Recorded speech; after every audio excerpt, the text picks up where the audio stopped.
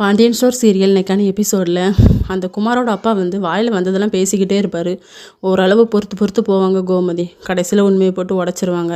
நான் தான் கதிர்ராஜுக்கு கல்யாணம் பண்ணி வச்சேன் அப்படின்னு சொல்லிட்டு, என் பொண்ணுக்கு கல்யாணம் பண்ணி வைக்க நீ யார் அப்படின்னு சொல்லிட்டு ராஜியோட அப்பா வந்து திட்டிடுவார்.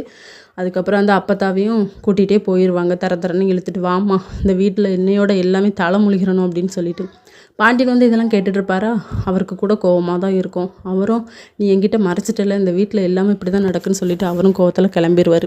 கோமதி வந்து தெரியாமல் பண்ணிவிட்டு நீ இவ்வளவு சொல்லி பார்ப்பாங்க, ஆனால் அவர் கேட்குற மாதிரி இல்லை. சரி, எல்லோரும் வீட்டில் வந்து ரொம்ப டென்ஷனாக தான் இருப்பாங்க. செந்தில் வந்து மீனாவை பிடிச்சி திட்டுவார்.